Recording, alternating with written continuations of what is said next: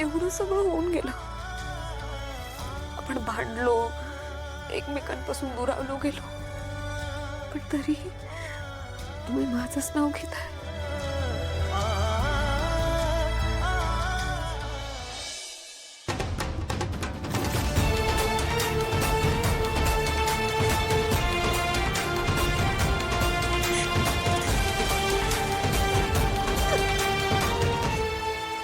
झालं? हात सोड. तुला इथे कशासाठी आणलं होतं? सारंगशी बोलायला ना? मग हात नाही लावायचा त्याला. माझ्या लेकाला स्पर्श सुद्धा करायचा. हात सोड.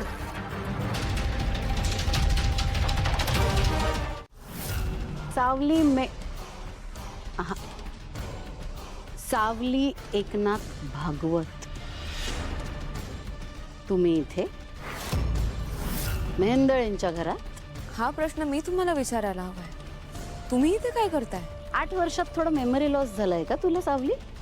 हा, तू विसरतेस वाटतं की हे घर माझी मैत्रीण तिलोत्तमा मेहेंदळेच आहे. आणि बाय द वे, थोडं अजून तुला एक आठवण करून देते. जेव्हा तुझं सारंगशी लग्नही झालेलं नव्हतं ना, त्याच्याही खूप आधी मी तुला पहिल्यांदा या घरात आणलं होतं. अरे हो, माझ्या माहितीप्रमाणे तुला तर या घरातनं धक्के मारून बाहेर हाकललं होतं ना, तरी पुन्हा आलीस काही संबंध नसताना. फारच निर्लज्ज झालीस ग. कसं आहे ना माई, माझी आणि तुमची गोष्टच वेगळी आहे. मला मान्य आहे की मला ह्या घरातून हकलून दिलं होतं, आणि म्हणून मी माझा स्वाभिमान राखण्यासाठी 8 वर्ष या घरात पाऊल ठेवलं नव्हतं मी. आणि संबंध नसला तरी तुमच्या प्रिय मैत्रिणीने मला इथे बोलवलंय, म्हणून मला इथे यावं लागलंय.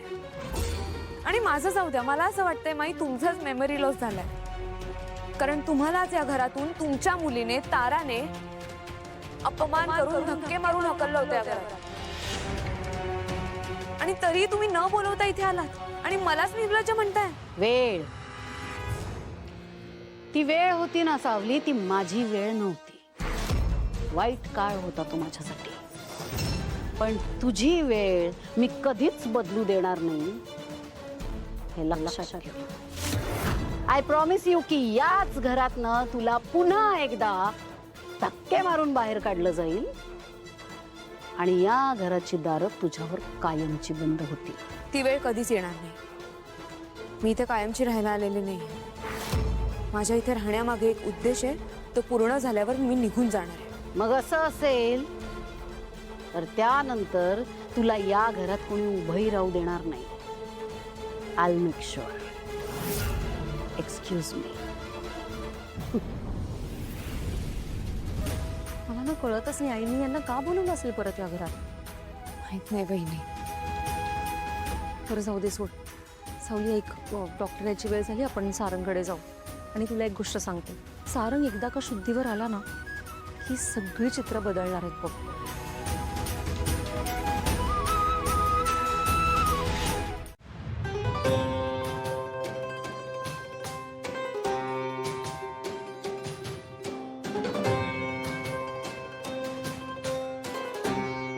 का झालं असतं गोवी? आणि गुड मॉर्निंग अशी का बसली असतेस तू? अबीर, मला ना एक वेगळं स्वप्न पडलं होतं. कसलं स्वप्न पडलं असतं ग तुला? माझ्या स्वप्नात ना विठोबा आला होता. अगदी स्पष्ट दिसलाय मला तो. काय काय म्हणाला ग तू? प्लीज सांग ना लवकर. ओवी, तू काळजी करू नको, तुझा बाबा नक्की बरा होईल. तुझ्या बाबाला वाचवण्यासाठी तुला स्वतः काहीतरी करायला हवं. ओवी, मला पण पहिल्या दिवसांपासून असंच वाटत असतं बघ. मी जर त्या दिवशी हट्ट केला नसता तर तुझ्या बाबाचा तो भयानक ऍक्सिडेंट झालाच नसता बघ. ओवी, या सगळ्याला मीच जबाबदार आहे. अबीर, स्वतःला असं का बोलून घेतोयस तू? खरे तर मीच गाण्याचा हट्ट केला नसता तर हे सगळं झालंच नसतं. मी पण तुझ्या सोबत जबाबदार आहे. ओवी, आता या संकटातून आपल्यालाच काहीतरी मार्ग काढायला पाहिजे बघ. आता ही आपलीच जबाबदारी असते. काही करून आपण सुपरिरोला बरं करायचंच. पण अबीर, आपण काय करणार? आपण तर लहान आहोत ना, बाबाला कसं बरं करणार? मला तर काही सुचतच नाहीये. मोवी, मला पण काहीच कळत नाहीये बघ. कोणाकडे मदत मागायची आपण तरी? अबीर, एक सांगू का, जेव्हा आपल्याला काय करायचं असेल हे सुचत नसलं ना, तर अमृता काकू आणि मी काय करते माहितीये का? काय करतात ग तुम्ही? सांग ना प्लीज. अगोदर आपण फ्रेश होऊया, मग मी तुला दाखवते. ठीक आहे. तिलोत्तमा, सारंगने अजूनही दुसरं लग्न केलं नाहीये हे आपल्याला माहितीये. बघ ना, सारंग अजूनही अशा अवस्थेत फक्त सावलीचं नाव घेतोय. तुझं नाव त्याच्या ध्यानीमनी पण नाहीये.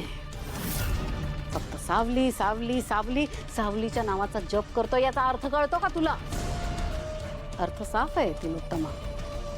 सारंगच्या आयुष्यात आता तू महत्वाची नाहीये, सावली महत्वाची आहे. अशा अवस्थेतही त्याचा जीव सावलीत अडकून पडलाय, तुझ्यात नाही. आणि आता जेव्हा हे सावलीला कळेल सारंग अजूनही तिच्या किती प्रेमात आहे, तेव्हा सावलीलाही या घरात तिची मुळं पुन्हा घट्ट रोवायला काहीच वेळ लागणार नाही. पास ना वैष्णवी प्लीज.